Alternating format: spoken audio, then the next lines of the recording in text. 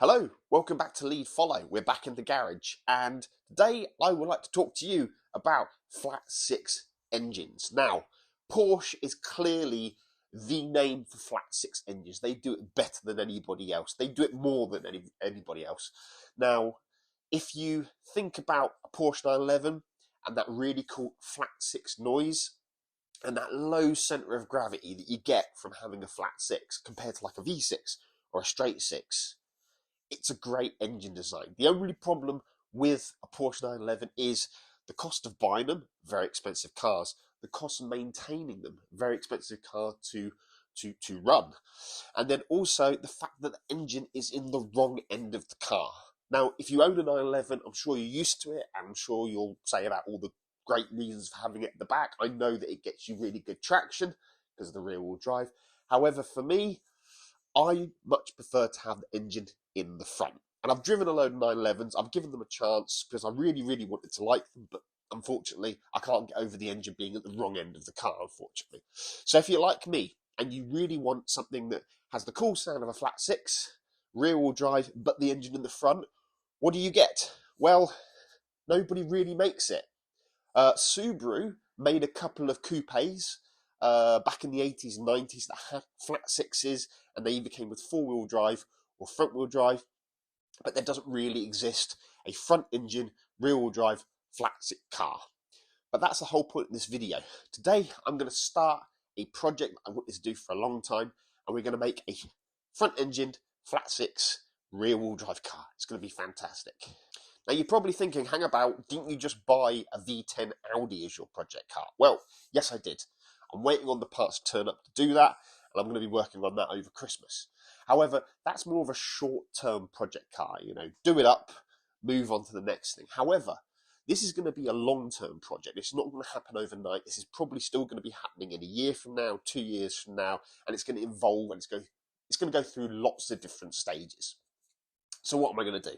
So I'm going to be taking a Subaru BRZ, and we're going to be pulling out the 2-litre flat 4, and we're going to be putting in a 3-litre flat 6.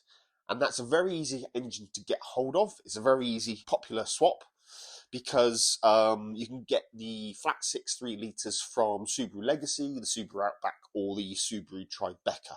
And they're readily available in the UK. Engines are very reasonable prices to pick them up. You don't need a full donor car, you just need the engine from a scrappy. And standard, the 3-litre engine, second generation 3-litre engine, makes about 240 horsepower, but there's lots of intake and exhaust restrictions and mapping restrictions on them. So I'm pretty confident that with a lot of tinkering, we could get that above 300 horsepower. We can have a 300 horsepower plus naturally aspirated 3-litre engine. And yes, there could be other engines I could put into a BRZ. I could do a 2JZ swap, straight 6. I could do an LS swap, a V8. The only problem with those engines is that you have to buy engine mounts and maybe bell housing conversion kits to fit the standard gearbox, which probably isn't going to last very long once you launch it for the first time. Or you might have to upgrade the gearbox completely, which makes it a very expensive conversion. The beauty of putting a 3-litre flat 6 in the front of a BRZ is that it's the same basic design of engine. Between the 2-litre and the 3-litre, the 4-cylinder and the 6-cylinder, they have the engine mounts in basically the same place.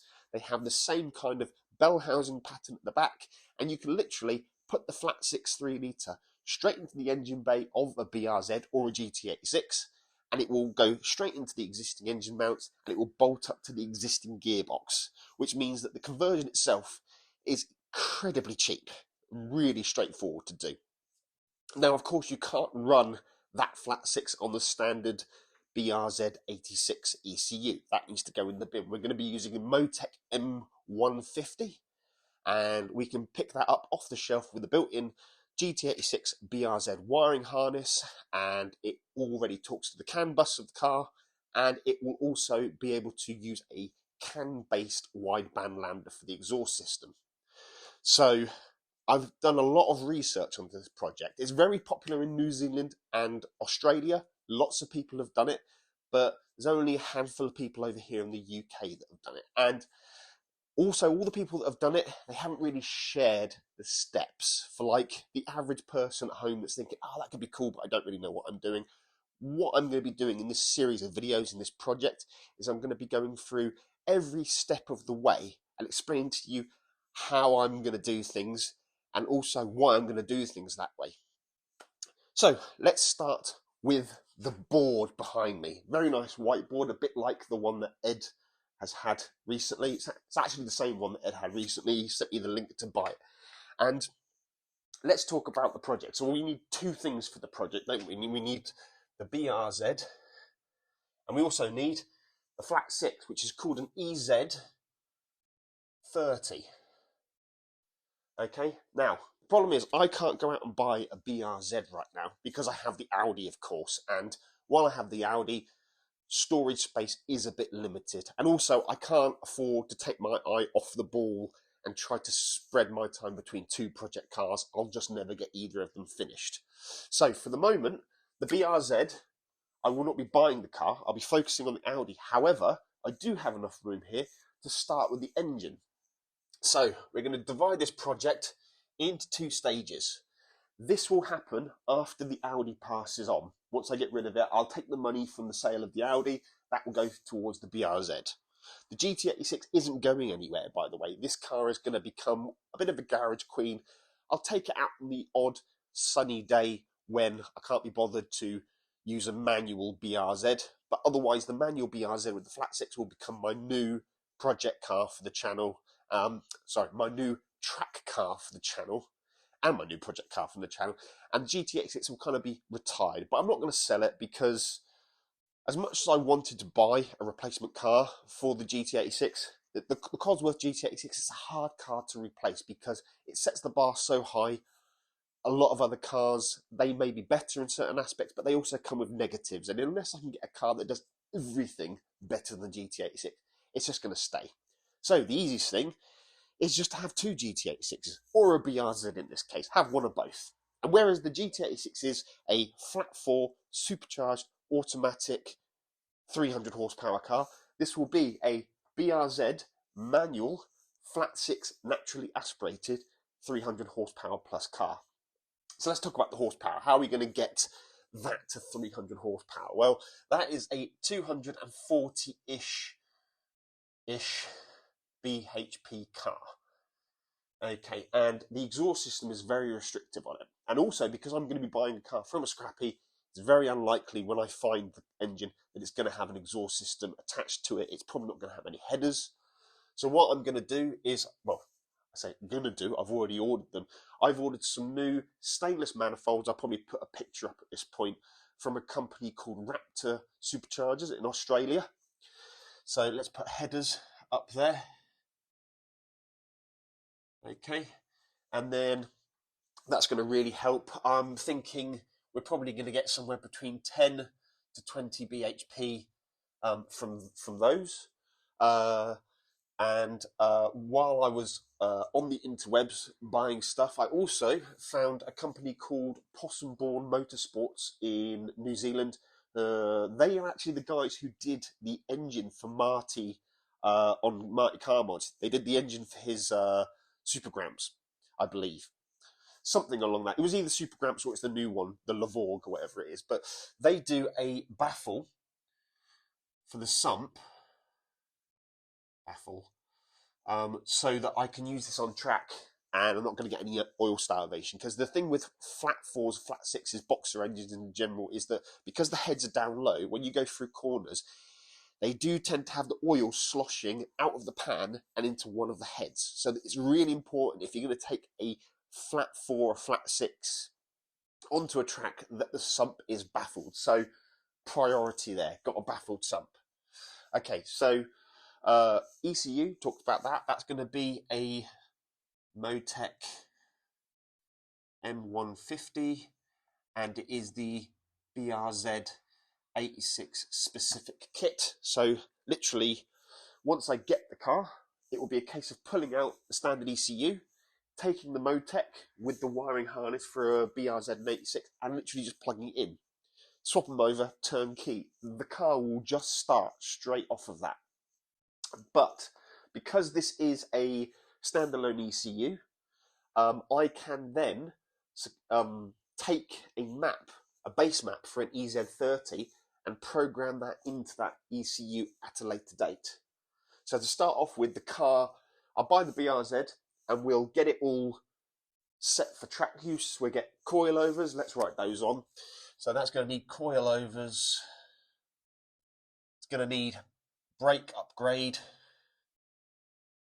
going to need wheels. Luckily I'm swapping wheels with the GT86 here, so what else are we going to need? We are going to need a half cage, a roll cage, because it's going to be a bit more hardcore than the GT86 on track, and as well as a cage, we're going to do a rear seat delete.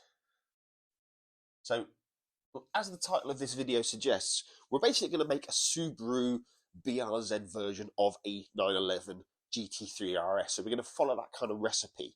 The 911 GT3 RS has no rear seats, it's got a seat delete, got a half cage.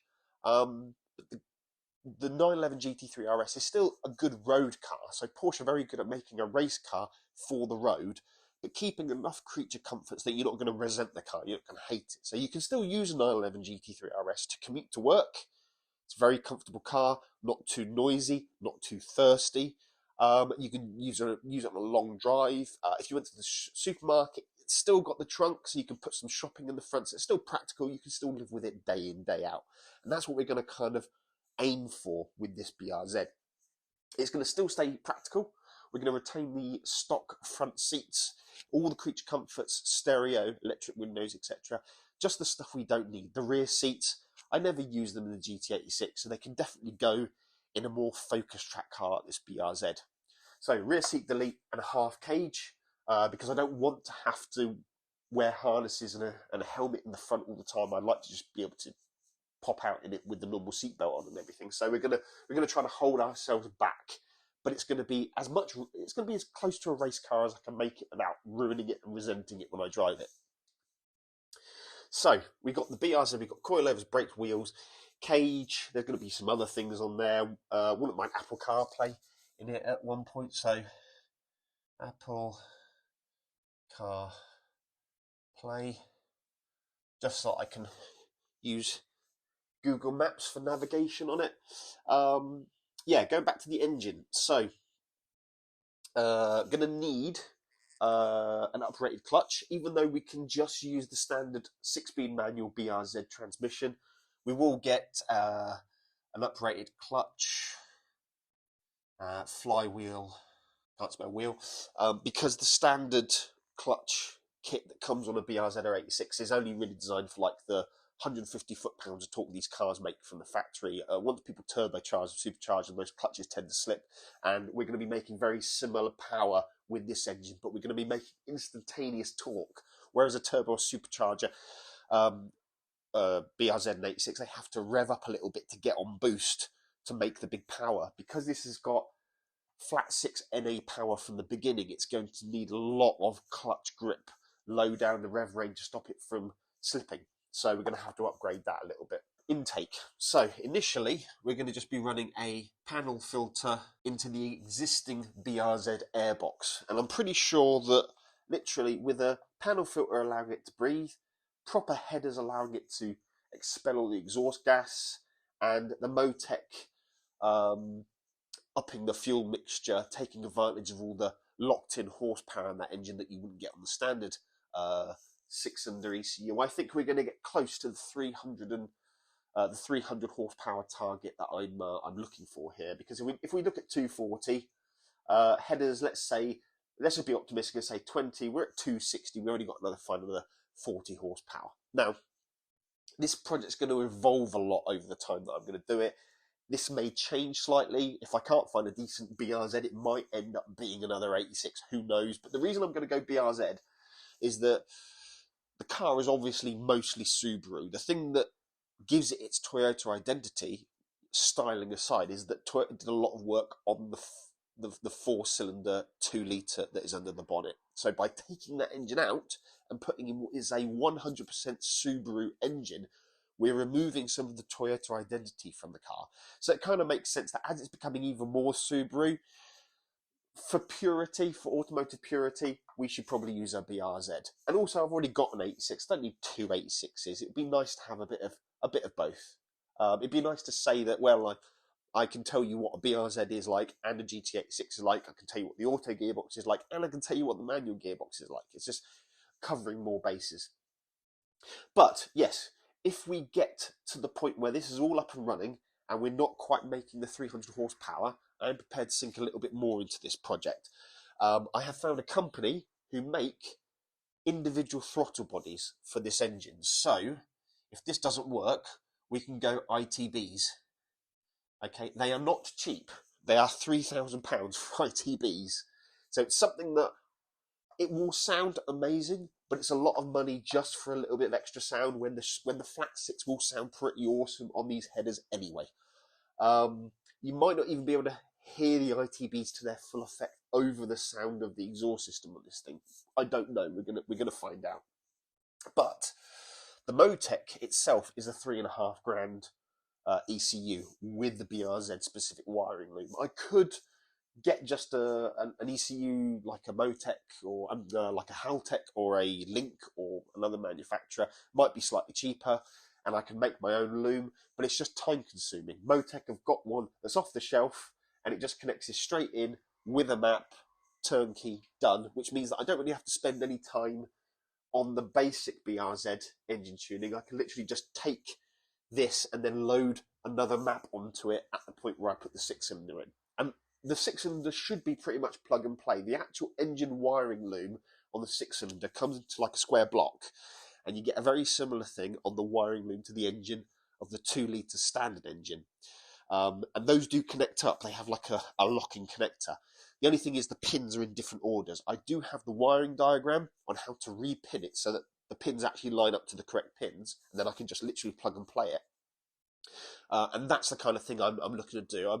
I'm going to be doing every step of this conversion from start to finish, using all the knowledge that I've gained from forums and seeing other people who've done this conversion. But I'm not going to hold it secret.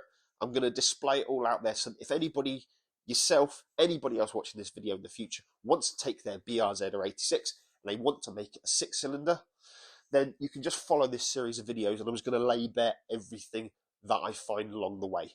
You know, there's going to be no secrets. I'm going to share every little bit of information that I can find. While we're on that subject of sharing information, if anybody's interested, the ITBs that are available for the EZ30, they're actually by a UK company called Genvy. So that's Genvey. I only stumbled across them the other day because they were advertised on an American website, and I found out they were an actual UK product. So I managed to find the supplier and get a quote from them directly. And then MTech M150. I'll put the details on that ECU and wiring harness combo in the description. I'll put links for all this stuff I'm planning on doing in the description actually. And it is the first video. It is early days. I don't have the engine. I don't have the car yet. However, I have purchased the headers. I have purchased the baffle. A lot of the planning for this conversion was deciding whether I was going to go with the 3-litre EZ30 or whether I was going to go with the 3.6-litre EZ36. Now, the EZ36 does make 260 horsepower, and it does have a lot more torque. However, EZ30s are much more readily available. There's a huge lot more tuning out there for them, and they are a much revier engine. There are people who have done the EZ36 swap into BRZ's 86 and Imprezas and everything. And what they've all said is that, yes, you can feel the extra pound, the extra torque. However, when you're on a track day, or if you're just trying to rev out the engine, it does not like to go to redline as much as the EZ30. Even though bigger is better with the EZ36, you're better off just getting the E30. It's much better suited as a sports car engine, and it's only slightly down on power compared to the big 3.6-litre engine. So, project day one. Of course, I've already bought the baffle and the headers. They are on their way from New Zealand, and I'm just waiting for them to clear customs. But, of course, I need an engine to fit those two. So, the next step will be to get myself out on eBay and tried to find an EZ30 from a Legacy or an Outback or a Tribeca. There are a few around. There are quite a few below £1,000, so I'm going to find a nice one of those that's in good condition, as low mileage as possible. But even when I do get the engine, I'm going to do a compression test on it. I'm going to replace all the gaskets. I'm going to inspect and replace the cam chain tensioners. We're going to put a bore scope in to check the condition of the pistons and the cylinder walls. So let's actually talk about the weight difference between the EZ30 engine and the FA20 that's already in the BRZ86. Now, this engine, I think it only weighs about another 20 kilos over the standard engine. So even though you've got another 2 cylinders in here, it doesn't weigh that much difference. And the reason being is that the standard 2-litre 4-cylinder FA20 engine has direct injection. Having the pump on the top and all of the pipework for that adds a lot of weight, which this engine does not have. And also the weight declared for this engine, I think, includes ancillaries like a power steering pump. We don't obviously need that because the BRZ86 got electric power steering. So once we've taken the power steering pump off of that, we're talking about probably very little difference in the weight of the engine, but they're both flat engines, very low centre of gravity, and if there is any kind of little weight difference between them, I'm sure I'll be able to kind of get rid of that through a little bit of weight saving, putting the car on a diet. I'm pretty sure that what we'll end up with is still a car that is lighter than a stock 2-litre BRZ anyway. So yeah, exciting times. I'm fixing a V10 Audi and I'm starting another project. It was a concern of mine to start talking about a project before I've actually got an engine or an car to put it in, but I'm very confident in it. I've decided that this is definitely something I'm going to do, and I'm hoping that you'll join me for the project. It's going to be a fantastic series of videos, I think. So if you do want to see more of this, if you want to see me going from literally nothing to a complete flat 6 BRZ, then please like, subscribe, and join us for the journey. But I think I'll wrap that up now. So thank you very much for watching. Take care. See you soon. Bye-bye.